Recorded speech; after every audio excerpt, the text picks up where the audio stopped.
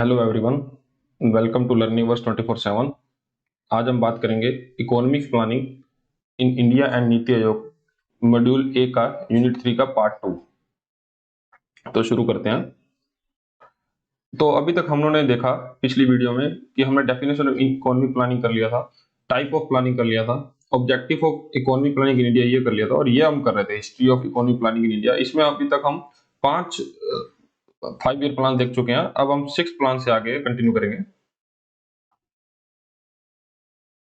6 plan जो कि 1980 से 85 के बाद इंट्रोड्यूस किया गया था विद द मोटो गरीबी हटाओ, एलिवेट पॉवर्टी।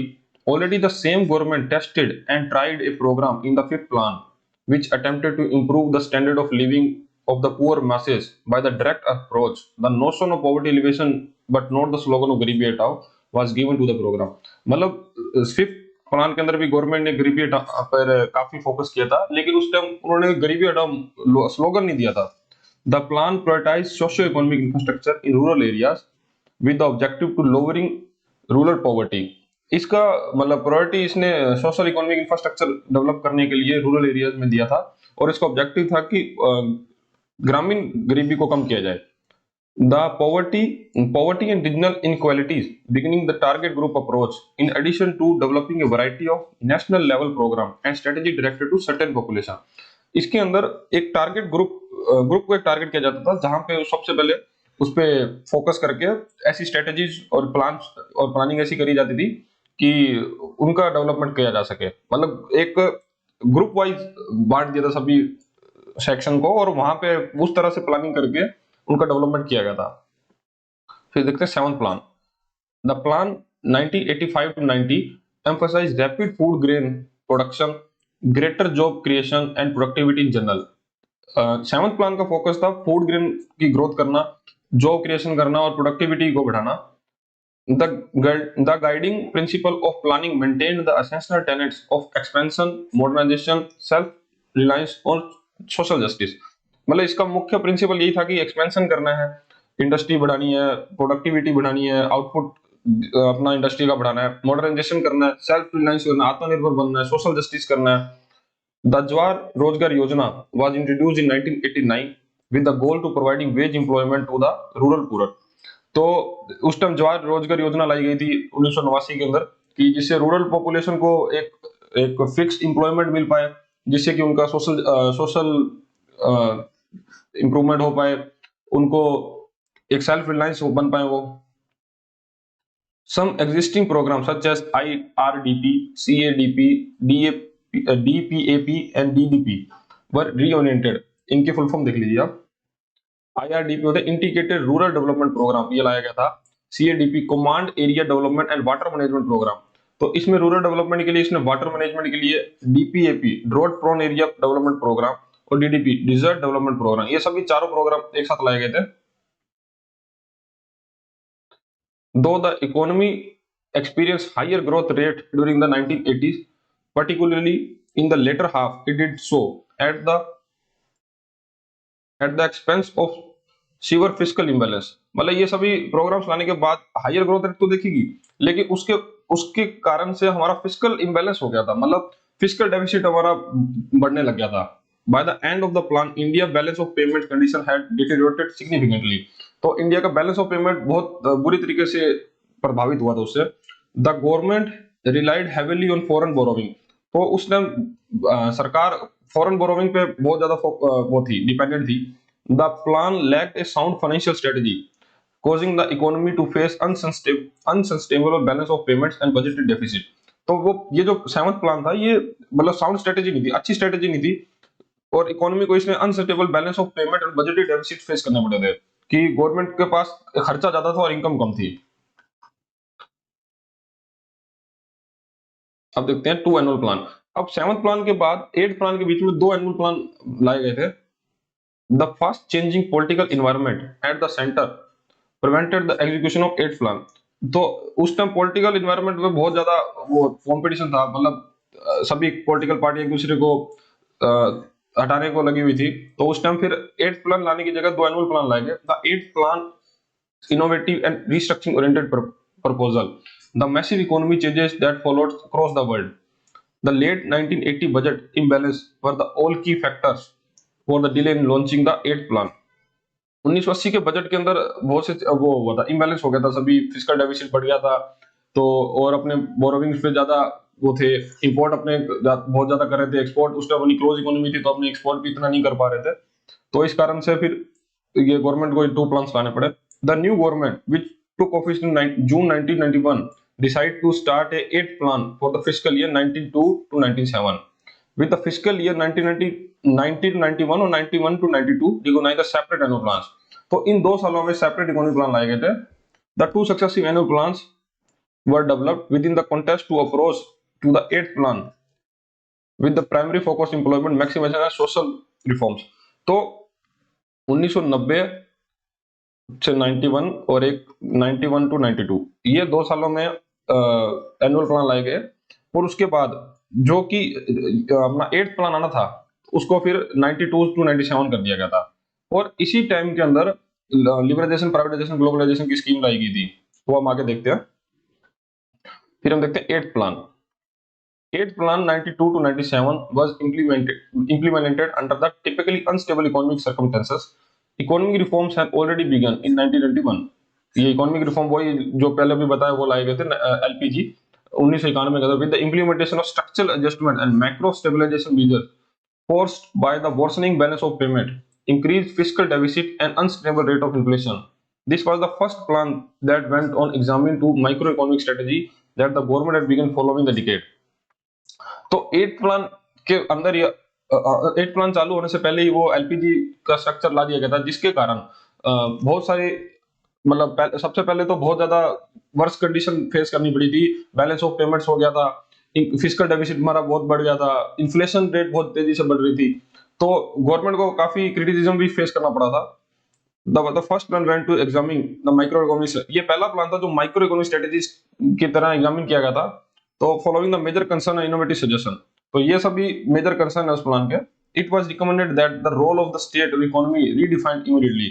तो स्टेट्स का सभी रोल इसमें अंदर रीडिफाइन किया गया था. Market based development advice in areas that can afford it, that is general role for the private sector economy. इसमें पहली बार मार्केट बेस्ड डेवलपमेंट पर फोकस किया गया था, कि पहले सिर्फ गवर्नमेंट अपने हिसाब से मतलब चल रही थी, लेकिन मार्केट फोकस होना इस 8th प्लान से शुरू किया गया था. More infrastructure investment particularly in the lag state as the ongoing emphasis on greater private sector investment could not be attracted on the states. तो इन मेजर इंफ्रास्ट्रक्चर इन्वेस्टमेंट करनी शुरू कर दी थी 8th प्लान के अंदर. Rising non-plan expenditure and fiscal deficit must be checked.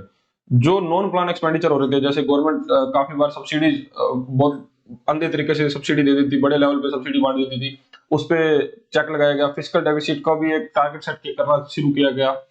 Subsidy must be restricted और रीफोकस्ड. Subsidies को restructure किया गया, रिफोकस किया गया, बोले कि पहले सब उसका हिसाब किताब लगा के ही सब्सिडी देनी शुरू करेगी. पहले जैसा नहीं कि किसी को कितना भी अपने चाहे लॉस में भी हो लेकिन तो भी गवर्नमेंट सब्सिडी दे रही थी. Planning needs to be decentralise. पहले सभी निर्णय सिर्फ सेंट्रलाइज तरीके से लिए जाते थे कि स्टेट गवर्नमेंट, सेंट्रल गवर्नमेंट सभी के लिए निर्णय लेती थी, लेकिन अब प्लानिंग को भी डिसेंट्रलाइज किया गया.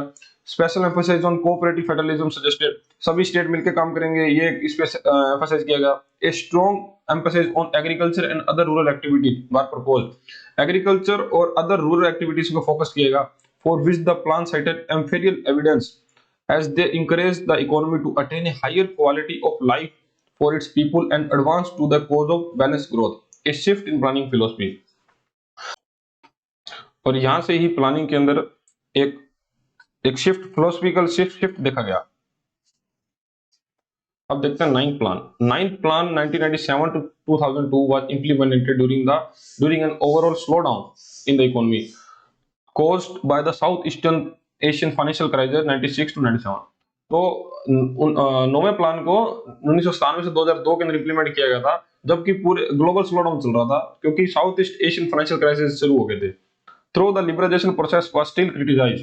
अभी भी लिबरलाइजेशन प्रोसेस को क्रिटिसाइज किया जा रहा था. The economy was emerge from the early 1990 budget crisis. The plan were with the general character of indicative planning, not only aimed at ambitious high growth rate 7%, but also attempted to steer itself toward time bound social objective। मतलब इसके अंदर इंडिक्टिव planning करी गई थी, मतलब कि सबसे पहले सबका विश्वास जीतना बहुत जरूरी था कि ये लिबरलाइजेशन, ग्लोबलाइजेशन, प्राइवेटाइजेशन सही हुआ है, ठीक है, क्योंकि ओपन इकोनॉमी हो गई थी तब बाहर के कंपनीज इंडिया में इन्वेस्टमेंट कर सकती थी, बिजनेस कर सकती थी।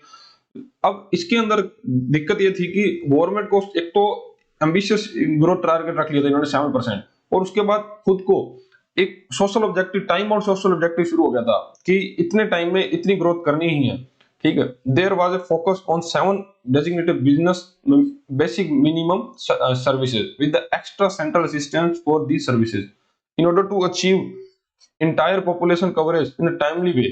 अब इसके अंदर एक बीएमएस बनाया गया, basic minimum service with extra assistance to these services, मतलब इन 7 डेजिग्नेटेड बेसिक मिनिमम सर्विस पे ज्यादा फोकस किया गया, क्योंकि टाइम बाउंड मैनर के अंदर सबको वो एक मतलब पॉपुलेशन के लिए अचीव करना होता है। The BMS include safe drinking water, primary health care service, universalization of primary education, public housing, assistance to the homeless poor families, nutritional support to children, connectivity to all village and habitations, streamlining the public distribution system। तो ये सभी काम करने थे इसके अंदर। The issue of fiscal consolidation become a top priority of the government for the first time। अभी भी fiscal consolidation गवर्नमेंट की फर्स्ट प्रायोरिटी थी, क्योंकि fiscal deficit बढ़ ही रहा था अभी भी। 10th plan। The plan 2002 to 2007 began with the goal to increasing NDC, National Development Council, engagement in the policy formation।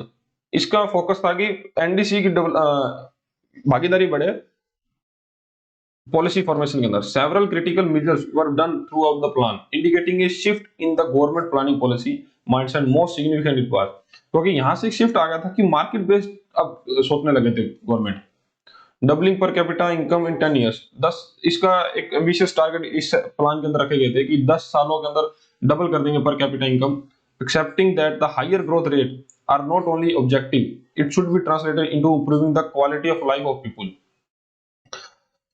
For the first time the plan went to set up monitorable target for 11 select indicator to developing for the centre as well as states. तो इसके अंदर जो plan set किए थे उनको monitor भी किया जाएगा, उनको रिव्यू किया जाएगा। तो इसमें 11 इंडिकेटर रखे गए थे सेंटर द्वारा। Governance was the considered factor of development, governance को भी एक डेवलपमेंट का फैक्टर माना गया था।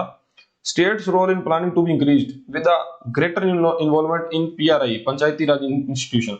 स्टेट्स का भी एक क्रिटिकल रोल रखा गया था प्लानिंग के अंदर, और जिसके इसमें अंदर ग्रेटर इन्वॉल्वमेंट हुई पंचायती राज इंस्टीट्यूशन की, जो गांवों में पंचायती राज बनाई जाती है उनकी। Policy and institutional reforms in each sector, that is reform in PSU, legal reforms, administrative reforms, labor reforms, ये सभी रिफॉर्म्स लाने की बात रखी गई। Agriculture sector declared as the prime focusing force in the economy, agriculture sector को यहाँ पे प्राइम फोकस रखा गया। Increase emphasis on social sector such as education, health. इस पे एजुकेशन और सोशल सेक्टर जैसे कि एजुकेशन, हेल्थ पे ज्यादा फोकस रखा गया। Relevance between the process of economic reforms and planning emphasis, मतलब ऐसा नहीं कि कुछ भी प्लानिंग कर रहे हैं और उसका कुछ इकोनॉमिक फायदा हो भी रहा है कि नहीं हो रहा, तो उसके रेलेवेंस के बीच, रेलेवेंस भी उनके बीच रखना की बात रखी गई। अब देखते हैं 11th plan. The plan calls for 10% growth rate, emphasise on idea of inclusive growth. इस प्लान के अंदर 10% ग्रोथ रेट की बात रखी गई और इंक्लूसिव ग्रोथ मतलब सब सेक्टर के एक साथ लेके ग्रोथ की जाएगी। The planning commission express it's worries about meeting growth objective in light of fiscal responsibility and budget management act in the approach paper. मतलब इसके अंदर सबसे ज्यादा उनको एक मुश्किल ये थी कि कैसे हम इंक्लूसिव ग्रोथ कर लेंगे, साथ ही साथ हम फिस्कल डेफिसिट को और बजट मैनेजमेंट को भी साथ में लेकर चल सकते हैं। मतलब फिस्कल डेफिसिट गवर्नमेंट के लिए तब से एक बहुत बड़ी सिरदर्दी रही है। A higher inflation above 6% led to the tightening of the credit policy, forcing lower investment in the economy, which will never production। तो उस टाइम भी ग्रोथ रेट 6% से ज्यादा थी, तो क्रेडिट पॉलिसी फोर्स मतलब फिर उस टाइम इन्वेस्टमेंट बाहर से कम आती थी इकोनॉमी के अंदर। स्ट्रॉन्ग रूपी is a making export earning string fast, रूपी बहुत तेजी से गिर रहा था उस टाइम भी। Costlier food grains other primary articles playing havoc for the poor masses, तो फूड ग्रेन महंगे हो रहे थे और मतलब पुअर मासेस के लिए, गरीब लोगों के लिए एक बहुत बड़ी चिंता का विषय था वो। Costlier oil prices becoming a burden to national exchequer. Oil के प्राइस बहुत महंगे होने की वजह से ही नेशनल कोषागार को काफी बर्डन झेलना पड़ रहा था। 12th प्लान के अंदर देखते हैं, the planning commission prepared the draft approach paper of the 12th plan 2012 to 17, following the most extensive consultation to date, recognizing that the residents are now better informed and willing to engage। तो 12वें plan के अंदर एक draft approach paper बनाया गया था, जिस और क्योंकि इसके अंदर बहुत सारे सिविल सोसाइटीज और आम पब्लिक को भी ऐड किया गया था कि वो भी आए और पॉलिसी बनाने में भाग लें। Over 950 civil society organisation across the nation provided inputs. तो इसके अंदर 950 सिविल सोसाइटीज ने भाग लिया था। Business association, particularly those representing small businesses, मतलब स्मॉल यूनियंस जो होती हैं जो वो भी इसमें जुड़ी, were consulted and contemporary electronic social media were used to allow citizen to share suggestion. Social media के जरिए कैसे भी मतलब सजेशन गवर्नमेंट लेने लगी थी कि कैसे पॉलिसी बनाई जाए। Through 5 regional consultation all states government were as local representative bodies unions were consulted. इन सबको प्लानिंग के अंदर जोड़ा जाना लगा। The draft approach paper outline the plan major objective, the problem is attaining them, the overall approach that must be taken to accomplish the stated goal. तो draft paper में यही दिखाया था कि ये ऑब्जेक्टिव रहेंगे तो उनको क्या प्रॉब्लम आ रही है और उसको कैसे हम ओवरकम कर सकते हैं। The growth rate 9% target in the plan, इसके अंदर 9% की टारगेट की थी growth rate. It underlined the importance of stepping up efforts to achieve 4% average growth in agriculture sector over the plan period।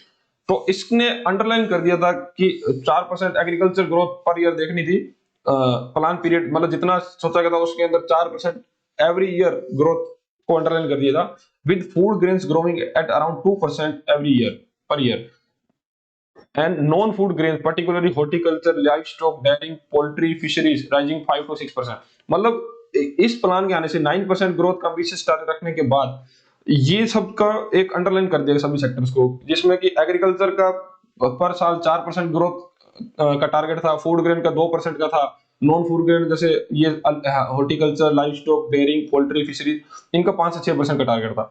Higher agriculture growth would not only bring broad based economic gains to the rural people, but it would also assist the limit in inflationary pressure that might occur if high level of growth are tried without equivalent increase in domestic food production capability। मतलब high agriculture growth तो कर लेंगे, लेकिन inflation जब तक control में नहीं आएगी और फूड ग्रेन्स के दाम नहीं बढ़ेंगे मार्केट के अंदर, मतलब उसके इक्वल अपने पास प्रोडक्शन नहीं है, तो उसमें भी इन्फ्लेशन आने का डर रहता है। जैसे कि डिमांड वर्सेस सप्लाई होती है कि डिमांड तो बढ़ रही है लेकिन सप्लाई नहीं हो रही, तो फिर उसके साथ ही इन्फ्लेशन आ सकती है। तो इसलिए फूड प्रोडक्शन को बढ़ाने की बात रखेगी। It suggest that the key flagship programme that was significant in fostering inclusion of 11th plan be carried over the 12th plan. तो इसमें भी 11th प्लान की काफी प्रोग्राम्स को 12th प्लान में कैरी फॉरवर्ड किया गया। According to the plan, meeting the energy demands in rapid growth will be substantial issue since these needs must be addressed in an environment where the energy prices are constrained but the international energy prices are high to anticipate the rise further। तो अपने पास हम पूरे तरीके से मतलब electricity self reliance नहीं थे खुद पे, हमको एनर्जी भी इंपोर्ट करनी पड़ती थी, लेकिन भारत के अंदर हम एक एनर्जी सेक्टर पे हम कांस्टेंट प्राइस रखते थे कि हाँ इससे ज्यादा प्राइस नहीं होगा। तो उसकी भी चिंता जताई गई थी कि आगे अगर हमको इंपोर्ट करनी पड़े तो कितना प्राइस ऊपर तक जाएगा उसका कुछ अंदाजा नहीं था। In order to GDP to increase 9%, commercial energy supply must grow at the pace of 6.5% to 7% per year। अगर जीडीपी को हमें 9% पर ईयर ग्रो करना था तो हमको एनर्जी सप्लाई को भी 6.5 to 7% तक ग्रो करना पड़ेगा, ये बात कहेगी, because India internal energy supply are limited. India के अंदर इंटरनल सप्लाई लिमिटेड है, its reliance on import will grow. फिर अपना इंपोर्ट करनी पड़ेगी, वो बहुत तेजी से बढ़ेगा। Petroleum imports dependency has always been high, और पेट्रोलियम तो हम शुरू से ही बहुत ज्यादा इंपोर्ट कर रहे थे। Anticipated to reach 80% in 12th plan. तो 80% हम पेट्रोलियम और एनर्जी को बाहर से इंपोर्ट करने का एंटिसिपेट किया गया था। Even in the case of coal, import dependency is expected to expand as thermal generation grows. necessitating coal supplies that cannot be provided entirely by domestic miners। तो कोल सप्लाई का भी import पे हम काफी dependent थे, जिसमें thermal generation power grow करने के लिए, और ये डोमेस्टिकली हम इतना नहीं इसको प्राप्त कर सकते थे। It suggest the needs to take step to reduce energy intensity to production process, increase domestic energy supply as soon as possible, and ensure rational energy pricing that will help achieve both objective, namely reduce energy intensity of manufacturing process and induce domestic energy supply even if this appears difficult to do so। तो मतलब इसके अंदर यही बात है कि energy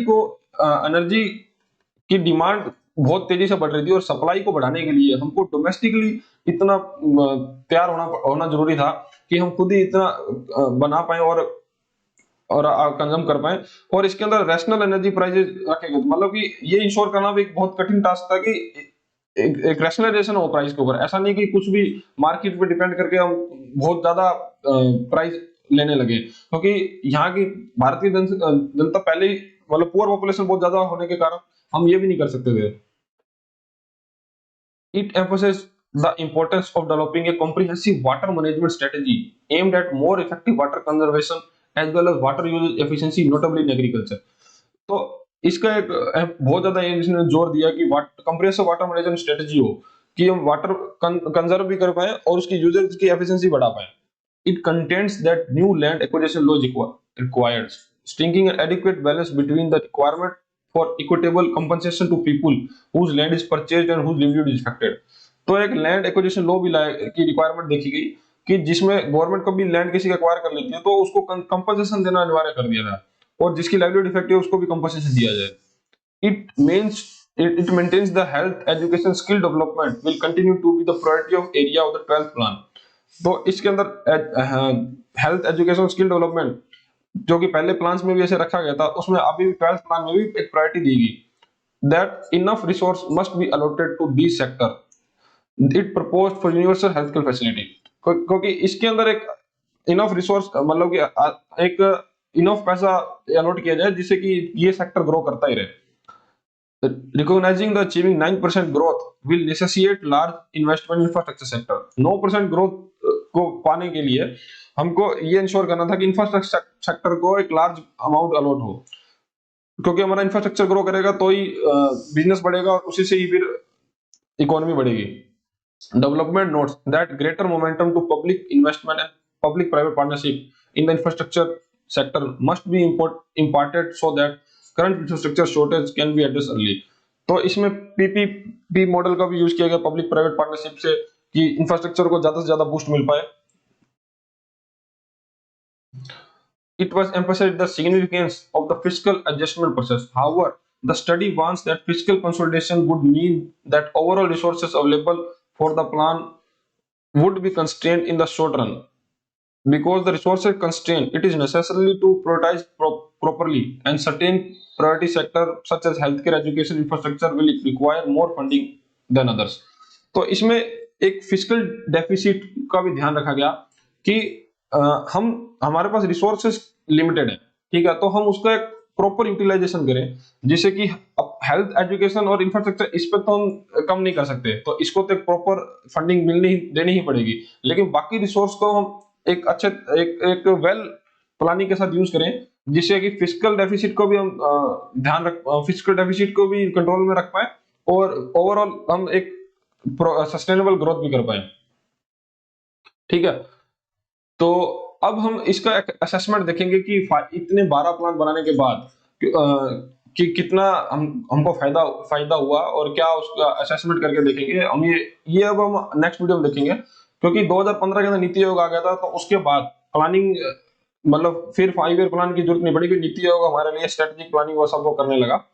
ठीक है, तो ये हम सब बात नेक्स्ट वीडियो में देखेंगे, जिसमें कि हम ये देखेंगे फर्स्ट प्लान के ऑब्जेक्टिव क्या थे, असेसमेंट क्या था। ये मतलब जो हमने अभी तक पढ़ा उसकी एक तरह से समरी होगी, पर हमने अभी तक ऑब्जेक्टिव पढ़े उसके। अब असेसमेंट भी देखना होगा कि इसमें फायदा क्या हुआ, हमने इतना किया उसका मिला क्या। ठीक है, तो ये देखो ये plan holiday, 4th plan, 5th plan, 6th plan, ऐसे तो ऐसे करके ये शायद थोड़ा छोटा दिखेगा आपको। 7th प्लान, एनुअल प्लान, ये सब जैसे आज हमने पढ़ा है। ठीक है, तो ऐसे पढ़ेंगे, फिर हम assessment of 5 year plan performance ये देख लेंगे, उसके बाद हम नेशनल ये नीति आयोग देखेंगे। ठीक है, तो इस यहाँ पे भी वीडियो का अंत करते हैं।